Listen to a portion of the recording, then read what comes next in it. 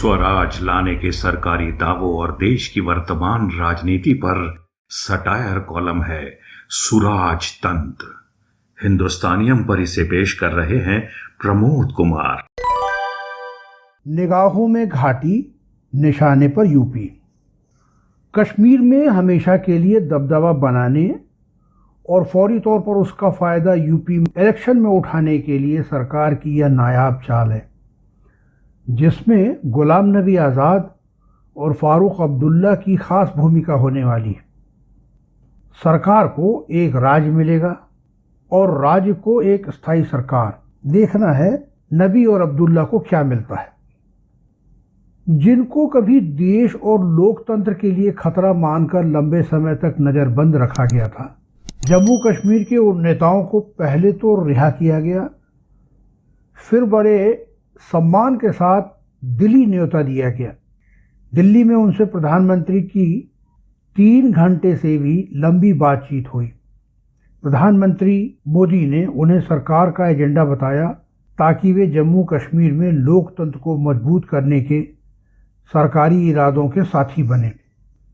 सियासत के खेल सामान्य जन की समझ में आसानी से आ जाएं, ऐसा अमूमन नहीं होता है, पर इस बार उनकी रिहाई और उनसे बातचीत के बाद सियासी हलकों में यह सवाल तैर रहे हैं कि केंद्र सरकार राज्य में कुछ बड़ा करना चाह रही है, पर वह क्या करना चाहती है, उसकी असली मंशा क्या है, इसके पत्ते अभी नहीं खोले गए।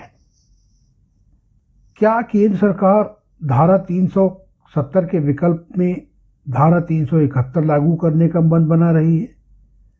क्या वह राज्य का बंटवारा करके अलग राज्य की मांग स्वीकार करने जा रही है, या वाकई उसकी चिंता जम्मू कश्मीर में लोकतंत्र की स्थापना और विकास की है? ये सारे सवाल तैर रहे हैं, पर बता दें असली तस्वीर दूसरी है। केंद्र सरकार के 2 लक्ष्य हैं। एक तो जम्मू कश्मीर की विधानसभा क्षेत्रों का परिसीमन, जिससे चुनी जाने वाली विधानसभा में जम्मू की ताकत प्रभावी तौर पर बढ़ाई जाए। दूसरा यह कि इस रणनीति के तहत इसी साल दिसंबर तक विधानसभा चुनाव करा लिए जाए।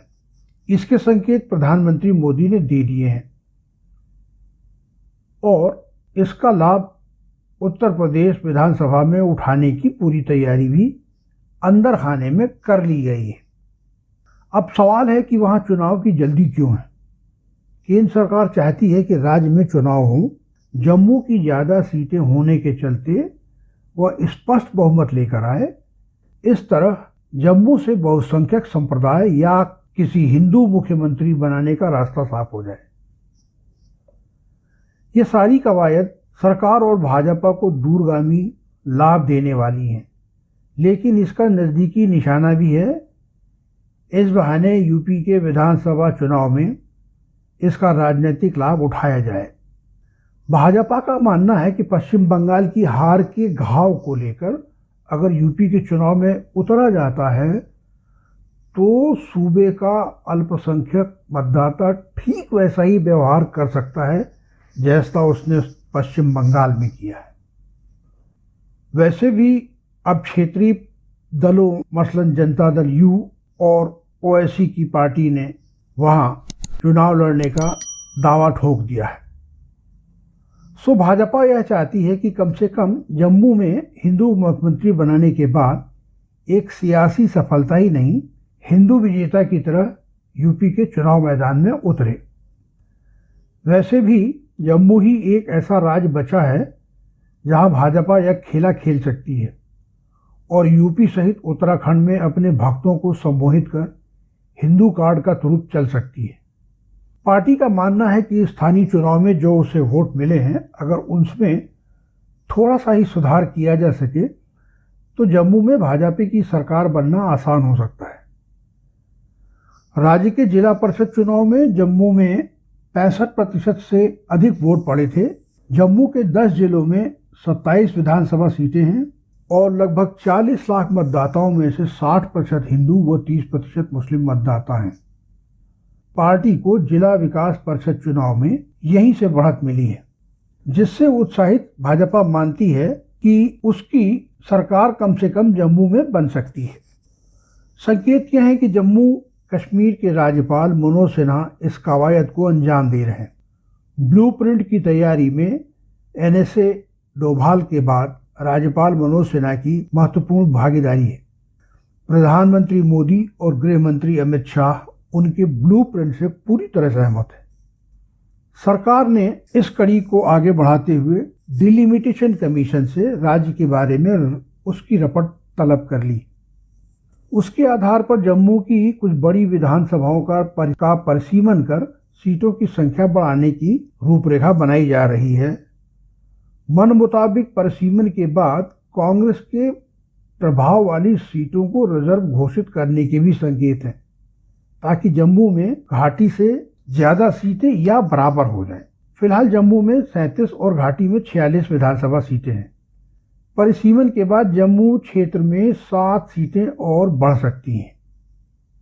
जम्मू के जिन क्षेत्रों में पश्चिमी पाकिस्तान के आए शरणार्थी, गुर्जर, बकरवाल और कश्मीरी पंडितों को बसाया गया है, उनकी जनसंख्या घनत्व के आधार पर कुछ और नई रिजर्व सीटें बनाने की भी योजना है।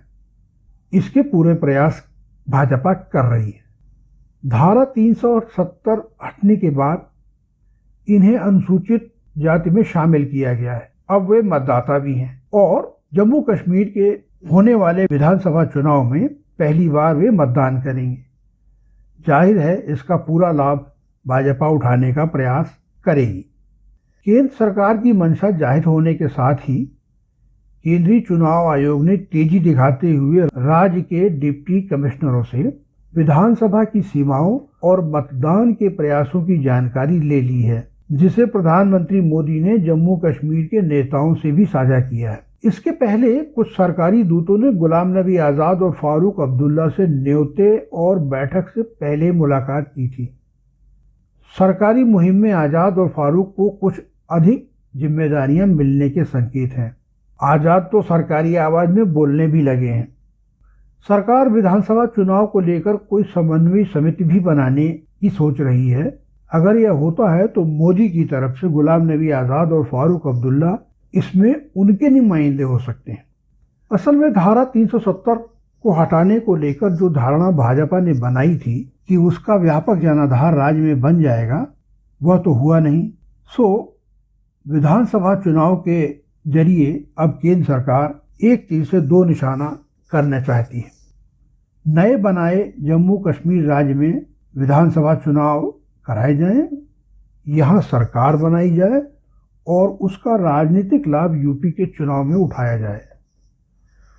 स्वराज तंत्र की अगली कड़ी में उत्तर प्रदेश पर बात करेंगे। तब तक देखते रहिए हिंदुस्तानियम। प्रमोद कुमार को दीजिए इजाजत। नमस्कार, जय हिंद। इस एपिसोड में यहीं तक। आपने समय दिया, धन्यवाद। आपको हमारी पेशकश कैसी लगी कमेंट में लिखिएगा जरूर। आपको तो पता ही होगा अनलिमिटेड इंडियोलॉजी का यूट्यूब पर एक ही पता है, हिंदुस्तानियम हेल्थ एंड